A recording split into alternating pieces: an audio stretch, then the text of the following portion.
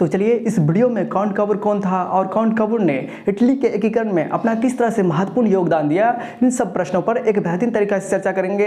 तो इसलिए आप लोग इस वीडियो को एक बेहतरीन तरीका से देखने का प्रयास कीजिएगा और बराबर 5 अंक में लॉन्ग में यानी कि दीर्घ उत्तरीय प्रश्न में इस तरह से आपके बोर्ड एग्जाम में कई बार पूछा गया है और ये क्वेश्चन आपके आने वाले एग्जाम की दृष्टि से काफी महत्वपूर्ण है। जब आप लोग क्वेश्चन बैंक को पलटिएगा तो कई बार देखिएगा ये क्वेश्चन पूछा गया है। तो देखिए किस तरह से पूछता है क्वेश्चन। देखिए यहाँ पर पूछता है कि इटली के एकीकरण में मेजनी, काबूर और गैरिबाल्डी का क्या योगदान था। तो इससे पहले के वीडियो में मेजनी और गैरिबाल्डी का इटली के एकीकरण में क्या योगदान था, इससे पहले के वीडियो में हमने वर्णन कर दिए हैं। तो जाके पहले उस वीडियो को देखिए। उस वीडियो को देखने के बाद आपको पता चल जाएगा कि मेजनी ने इटली के एकीकरण में क्या क्या किया और गैरिबाल्डी ने इटली के एकीकरण में अपना किस तरह से महत्वपूर्ण योगदान दिया। तो उन दोनों वीडियो को देखने के बाद यदि आप लोग इस वीडियो को एक बेहतरीन तरीका से देख लेते हो तो 100% हम गारंटी देते हैं कि इटली के एकीकरण में मेजनी, काबूर और गैरिबाल्डी ने अपना महत्वपूर्ण योगदान किस तरह से दिया, इन सब प्रश्नों को आप लोग एक बेहतरीन तरीके से समझ जाइएगा। तो आइए अब हम लोग वीडियो की शुरुआत करते हैं। तो सबसे पहले हम लोग ये जानने का प्रयास करते हैं कि ये काउंट काबूर कौन था। तो काउंट काबूर इटली का एक राष्ट्रवादी नेता था। इसका जन्म 1810 ईस्वी में, किस समय में, जिस समय इटली कई भागों में अलग थलग कई टुकड़ियों में बटा हुआ था, उसी समय के सार्डिनिया पिडमाउंट के त्यूरा नामक स्थान में हुआ था। इसका जन्म कहाँ हुआ था? जिस समय जो है इटली कई 13 अलग अलग टुकड़ियों में अलग थलग पड़ा हुआ था, जिस समय इटली का एकीकरण नहीं हुआ था, उसी समय के पिडमाउंट के त्यूरा नामक स्थान में हुआ था। किसका जन्म? तो इसी काउंट काबूर का जन्म। ये एक राष्ट्रवादी नेता था और इन्होंने इटली के एकीकरण में अपना महत्वपूर्ण योगदान दिया है। काउंट काबूर इटली का एक राष्ट्रवादी नेता था। इसका जन्म 1810 ईस्वी में, किस समय में, जिस समय में जो है इटली 13 अलग अलग टुकड़ियों में बटा हुआ था, अलग थलग पड़ा हुआ था, उसी समय के एक बड़े शक्तिशाली राज्य यानी तो उसको भाग्य कहिए, पिडमाउंट के त्यूरा नामक स्थान में इसका जन्म हुआ था। इसका इटली के एकीकरण में बहुत ही बड़ा योगदान था।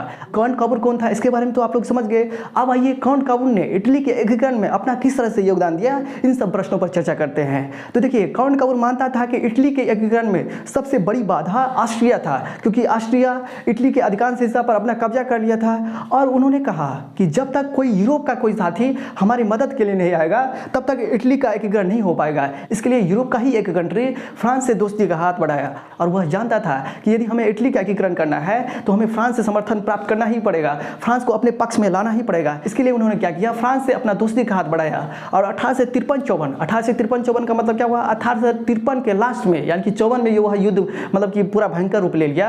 1853-54 के क्रीमिया युद्ध में, क्रीमिया युद्ध किसके बीच चल रहा था, तो फ्रांस और ऑस्ट्रिया के बीच चल रहा था। तो 1854 के क्रीमिया के युद्ध में बिना कुछ कहे फ्रांस की ओर से ऑस्ट्रिया के खिलाफ युद्ध लड़ने की घोषणा कर दी और उसकी तरफ से युद्ध लड़ने लगा। जिसके बाद हुआ क्या, इसका प्रत्यक्ष लाभ हुआ। जब बिना कुछ कहे आप किसी का मदद कीजिएगा तो आपको लाभ मिलेगा ही, उसके दिल में आपका प्रेम जगेगा, उसके दिल में आपका विश्वास जगेगा, तो आपका रिस्पेक्ट करेगा, आपका आदर करेगा और आपको भी सपोर्ट करेगा। काउंट काबूर जानता था कि यदि हमें इटली का एकीकरण, इटली के संपूर्ण भागों का एकीकरण करना है तो इसके लिए फ्रांस को अपने पक्ष में करना ही पड़ेगा। इसके लिए उन्होंने फ्रांस से दोस्ती का हाथ बढ़ाया और 1853-54 के क्रीमिया युद्ध में उन्होंने फ्रांस की तरफ से जो है ऑस्ट्रिया के खिलाफ युद्ध लड़ने की घोषणा कर दिया और जिसका प्रत्यक्ष लाभ मिला काउंट काबूर को। और जब युद्ध समाप्त हुआ तो फ्रांस के पेरिस में शांति सम्मेलन में ऑस्ट्रिया को बुलाया गया ही, इसके साथ साथ पिडमाउंट को भी बुलाया गया। बार बार बोल रहे हैं, जब भी हम पिडमाउंट का चर्चा करेंगे तो काउंट काबूर आप लोग समझिएगा। जिसके कारण से हुआ क्या, काउंट काबूर यानी कि पिडमाउंट का और महत्व ज्यादा बढ़ गया, क्योंकि जब ऑस्ट्रिया को बुलाया गया तो इसके साथ साथ काउंट काबूर यानी कि पिडमाउंट को भी बुलाया गया। इससे जो है काउंट काबूर की प्रतिष्ठा और बढ़ गई है और उसी सम्मेलन में काउंट काबूर ने इटली की समस्या को पूरे यूरोप का समस्या बना दिया, जिसके कारण से पूरा यूरोप का ध्यान इटली की ओर गया। और उन्होंने उसी सम्मेलन में कहा कि जब तक इटली की समस्या का समाधान नहीं मिलेगा, इटली की समस्या का हल नहीं मिलेगा, तब तक यूरोप की समस्या खत्म नहीं होगा। और उसी सम्मेलन में काउंट काबूर ने इटली में ऑस्ट्रिया का हस्तक्षेप को गैर कानूनी बता दिया, जिसके कारण से पूरा यूरोप का ध्यान इसकी ओर गया। उसी समय काउंट काबूर ने नेपोलियन III, जो उस समय फ्रांस का राजा था, उससे दोस्ती का हाथ बढ़ाया और उससे संधि कर लिया। जिसके बाद हुआ क्या, फ्रांस ने उसको सैन्य शक्ति समर्थन देने का वादा कर लिया। फ्रांस ने कहा कि हम आपको लड़ाई करने के लिए गोला बारूद देंगे ही, इसके साथ हम सैन्य शक्ति भी देंगे, अपना सेना आपके लिए उतार देंगे। ऐसा क्यों हुआ, क्योंकि काउंट काबूर एक कूटनीतिज्ञ था, बहुत ज्यादा सोचता था कहां से हमको लाभ मिलेगा। उन्होंने क्या किया, क्रीमिया युद्ध में फ्रांस का साथ दिया और फ्रांस का जब ये साथ दिया तो उसका एहसान रह गया। तो उसी एहसान को चुकाने के लिए फ्रांस ने इसके साथ सैन्य शक्ति कहा कि हम आपको गोला बारूद तो लड़ाई करने के लिए देंगे ही, इसके साथ हम अपने सैनिक को भी आपके साथ ऑस्ट्रिया के खिलाफ युद्ध लड़ने के लिए जो देंगे। और इसके बदले में, किसके बदले में, जब फ्रांस ने कहा कि हम आपको सैन्य शक्ति देंगे, उसके बदले में काउंट काबूर ने 2 दो राज्य उसको दिया, सेवाई तथा नीस। और इसके कारण से काउंट कपूर की आलोचना भी की जाती है। जनता को लगा कि ये देश के साथ खिलवाड़ कर रहा है। मान के चलिए किसी के साथ युद्ध होगा और वो आपको सपोर्ट करेगा, तो क्या आप अपने राज्य को दे दीजिएगा उसको? ये तो बात बुरी बात है, जिसके कारण से काउंट कपूर की भारी आलोचना भी की जाती है। लेकिन दो प्रांत खोकर भी उत्तरी तथा मध्य इटली का एकीकरण हो जाता, ये उस समय की बहुत बड़ी बात थी, क्योंकि काउंट कपूर को लगता था कि फ्रांस के बिना इटली का एकीकरण कभी संभव नहीं हो पाएगा। इसलिए जिसके बदले में क्या उन्होंने जो है दो प्रांत सेवाई तथा नीस देने का वादा किया। धीरे धीरे 1859 में, 1859 का मतलब क्या हुआ, 1859 के अंतिम में चला और 60 में वह युद्ध प्रवेश किया। इसलिए कहते हैं 1859-60 में ऑस्ट्रिया और पिडमोंट के सीमा संबंधी विवाद पर जो है युद्ध चलने लगा। जिसके कारण से हुआ क्या, जो फ्रांस ने जो वादा किया था कि हम आपको सैन्य शक्ति समर्थन करेंगे, इसी पिडमोंट और जो है ऑस्ट्रिया के बीच जो युद्ध चल रहा था, उसी समय अपना सेना उसको भेज दिया, जिसके कारण से ऑस्ट्रिया बुरी तरह पराजित हो गया और ऑस्ट्रिया के एक बड़े राज्य लोम्बार्डी पर पिडमोंट का कब्जा हो गया। इधर जो है पूरे देश में और इधर संपूर्ण इटली में जितने भी अलग थलग पड़े हुए थे, जितने भी अलग अलग टुकड़ियों में बटे हुए थे, संपूर्ण भागों में राष्ट्रवादी भावना उमड़ने लगा, पूरा जोर जोर से पकड़ लिया। नेपोलियन इससे घबराने लगा। इसके बाद हुआ क्या, जब पिडमोंट का मतलब हम बार बार बता रहे हैं, पिडमोंट का मतलब काउंट कपूर ने वेनेसिया पर कब्जा किया, तो नेपोलियन इसके राष्ट्रवादी भावना से पूरा घबराने लगा, क्योंकि जितने भी जनता थे काउंट कपूर का बहुत ज्यादा समर्थन किया। उन जनता को भी लग रहा था कि राष्ट्र को एक होना चाहिए, जब ही राष्ट्र एक होगा तो कोई देश हम पे आक्रमण नहीं कर पाएगा, हम लोग एक रहेंगे तो मजबूत रहेंगे। जब पिडमोंट ने वेनेसिया पर कब्जा किया, उसके बाद फ्रांस ने अपने सैनिक को वापस बुला लिया और जो है ऑस्ट्रिया और पिडमोंट के बीच मध्यस्थता करने के लिए आ गया है। मध्यस्थता का मतलब क्या हुआ, जब दो व्यक्तियों के बीच लड़ाई होता है, लड़ाई झगड़ा होता है, तो उसके लिए पंचायत आता है, जो दोनों व्यक्तियों के बीच लड़ाई झगड़ा को समाप्त करता है, उसी को कहते हैं मध्यस्थता। किसी ऐसे व्यक्ति को लाते हैं, वो व्यक्ति दोनों तरफ के युद्ध को, दोनों तरफ की लड़ाई को शांत करे, उसी को कहते हैं मध्यस्थता। इन्होंने ऑस्ट्रिया तथा पिडमोंट के बीच मध्यस्थता करने के लिए तैयार हो गया। काउंट कपूर यहाँ नहीं रुकना चाहता था। उसका सपना था कि जब तक उत्तर तथा मध्य इटली का एकीकरण नहीं हो जाएगा, तब तक संपूर्ण इटली का एकीकरण नहीं हो पाएगा। इसके लिए जो है फ्रांस से फिर एक बार दोस्ती का हाथ बढ़ाया और फ्रांस से उन्होंने यह आश्वासन ले लिया कि ऑस्ट्रिया तथा पिडमोंट के बीच में जो भी लड़ाई चलेगी उसमें आप निष्क्रिय रहिएगा, पिडमोंट के खिलाफ आप नहीं जाइएगा। और इसके बाद उन्होंने कहा कि उत्तरी तथा मध्य इटली का एकीकरण करेंगे, इसके भी विरोध में आप नहीं जाइएगा। ये फ्रांस से आश्वासन ले लिया। और उस समय फ्रांस का सम्राट नेपोलियन तृतीय ने काउंट कपूर से कहा कि आप यदि इटली का एकीकरण करना चाहते हैं तो उत्तरी तथा मध्य इटली के जनताओं से सबसे पहले समर्थन लीजिए, उसको वोटिंग कराइए। और उसी समय फ्रांस ने कहा कि यदि उत्तरी तथा मध्य इटली के सारे जनता आपसे मिलना चाहता है, पिडमोंट में मिलना चाहता है, तो हम इसका विरोध नहीं करेंगे। यह आश्वासन ले लिया किसने, काउंट कपूर ने। और काउंट कपूर ने कूटनीति का परिचय देते हुए फिर फ्रांस को अपने साथ मिला लिया और उन्होंने आश्वासन दे दिया कि उत्तरी तथा मध्य इटली का जनता आपसे मिलना चाहता है, पिडमोंट से मिलना चाहता है, तो हम इसका विरोध नहीं करेंगे। ये कूटनीतिक का परिचय देते हुए उसको भी फिर मना लिया अपने में। किसने, काउंट कपूर ने। कूटनीतिक का मतलब ये होता है कि दो देशों के बीच लड़ाई झगड़ा का समाधान बातचीत और संवाद के माध्यम से किया जाए, तो उसी को कहते हैं कूटनीति। देखिए फ्रांस से फिर अपना दोस्ती का हाथ बढ़ा लिया और इसके बदले में फिर जो है काउंट कपूर ने उसको सेवाई नामक प्रदेश देने का लोभ दे दिया। फ्रांस को ये लोभ दे दिया और फ्रांस बात भी मान गया। और इसके बाद हुआ क्या, ऑस्ट्रिया से एक भयंकर युद्ध हुआ और युद्ध में जो है पिडमोंट की जीत हुई, काउंट कपूर की जीत हुई। और जितने भी राज्य बटा हुआ था, जिस पर जो है अवैध रूप से ऑस्ट्रिया का हस्तक्षेप था, ऑस्ट्रिया अवैध रूप से कब्जा किया था, उन सारे राज्यों को, इटली के अधिकांश हिस्सों को पिडमोंट में मिला लिया। संपूर्ण उत्तरी तथा मध्य इटली का एकीकरण हो गया।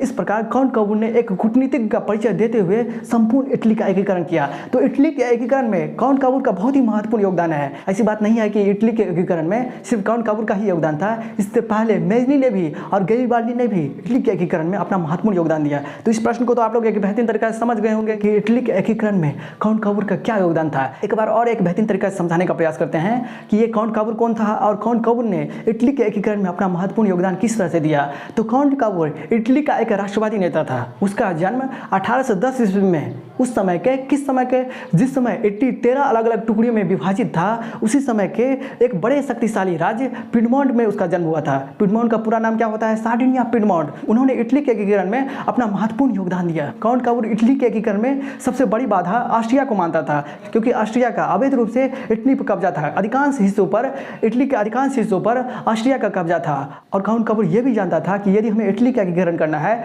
तो फ्रांस का समर्थन हमको जुटाना ही पड़ेगा, फ्रांस को अपने पक्ष में करना ही पड़ेगा। इसके लिए उन्होंने फ्रांस से दोस्ती का हाथ बढ़ाया और 1853-54 के युद्ध में, 1853-54 के क्रीमिया युद्ध में फ्रांस की ओर से बिना कुछ कहे ऑस्ट्रिया के खिलाफ युद्ध लड़ने की घोषणा कर दिया, जिसका प्रत्यक्ष लाभ कपूर को मिला। क्योंकि जब आप किसी को मदद कीजिएगा और वह भी युद्ध के समय में, तो उसका एहसान रह जाता है, तो वो भी ना आपको मदद करेगा, जिसका प्रत्यक्ष लाभ मिला किसको, काउंट काबूर को।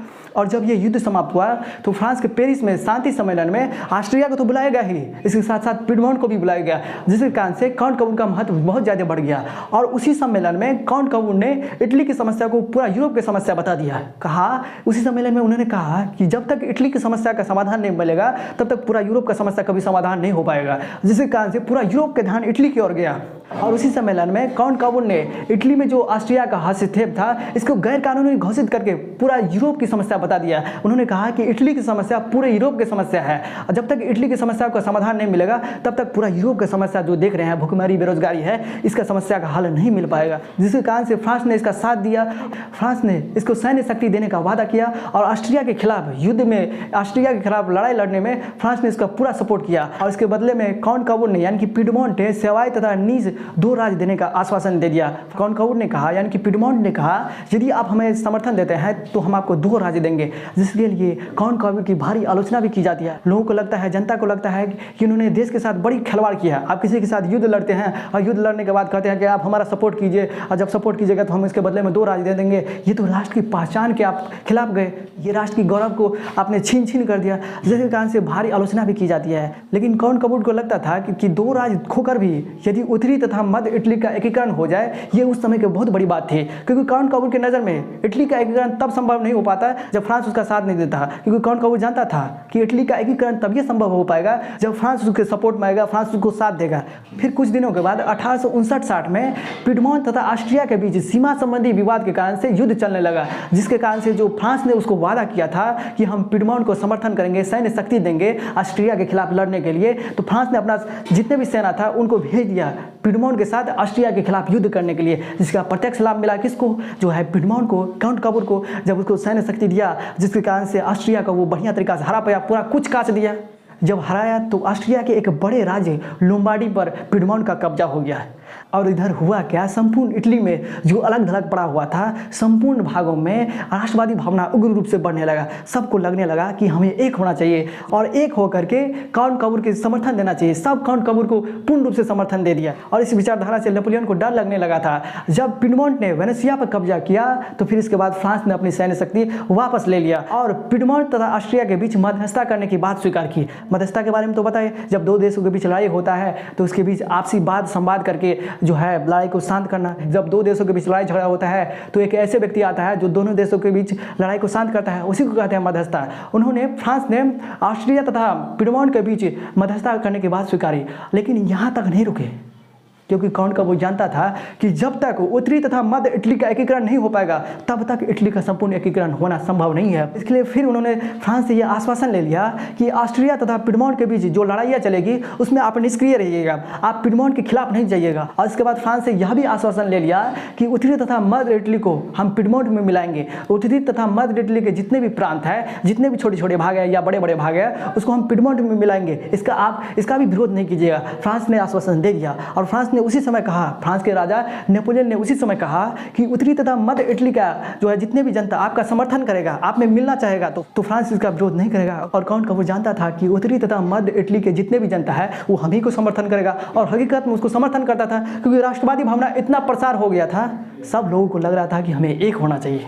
जब फ्रांस ने ऑस्ट्रिया तथा पिडमोंट के बीच मध्यस्थता करने की बात की थी, मध्यस्थता किया था, तो उसी समय ऑस्ट्रिया के एक बड़े राज्य लोम्बार्डी को पिडमोंट को दे दिया गया और वेनेसिया को किसको दे दिया गया, ऑस्ट्रिया को दे दिया। यानी कि मध्यस्थता करने के बाद ऑस्ट्रिया के एक बड़े राज्य पर जो पिडमोंट ने कब्जा किया था वह पिडमोंट को ही दे दिया। इसके बाद वेनेसिया जो जीता था उसको दे दिया ऑस्ट्रिया को। और अंतिम में जब ऑस्ट्रिया तथा पिडमोंट के बीच युद्ध चला तो पिडमोंट की सेना ने ऑस्ट्रिया को पराजित कर दिया और इसके बाद उत्तरी तथा मध्य इटली के अधिकांश हिस्से को जो है पिडमोंट में मिला लिया। तो इस तरह से काउंट काबूर ने इटली के में अपना महत्वपूर्ण योगदान दिया। तो समझ गए ना इतने सारे क्वेश्चंस को। तो चलिए मिलते हैं फिर नए वीडियो में, तब तक के लिए हमें विदा दीजिए। जय हिंद, जय भारत। पढ़ते रहिए, स्वस्थ रहिए। गर्मी के कारण से मेरा हालत अभी खराब है, और इससे पहले मेजनी ने और गरीबाली ने इटली के एकीकरण में अपना किस तरह से महत्वपूर्ण योगदान दिया, उस वीडियो को भी आप लोग यूट्यूब पे सर्च करके देख लीजिए। कैसे सर्च कीजिएगा, इटली के एकीकरण में मेजनी का क्या योगदान था। इटली के एकीकरण में गैरिबाल्डी का क्या योगदान था, GKS स्टडी सेंटर, तो आपको वहाँ से वीडियो मिल जाएगा। आप लोग उस वीडियो को एक बेहतरीन तरीका से देखिएगा। आप लोग यदि उन दोनों वीडियो को एक बेहतरीन तरीका से देख लीजिएगा तो हम 100% गारंटी देते हैं कि इटली के एकीकरण में मेजनी, काबुल और गैरिबाल्डी का क्या योगदान था, इस प्रश्न को आप एक बेहतरीन तरीका से लिख लीजिएगा और 5 में 5 अंक आएगा। जिस तरह से हम आपको समझाए हैं उस तरह से आप लोग समझ लीजिएगा। तो चलिए दोस्तों, फिर मिलते हैं नए वीडियो में।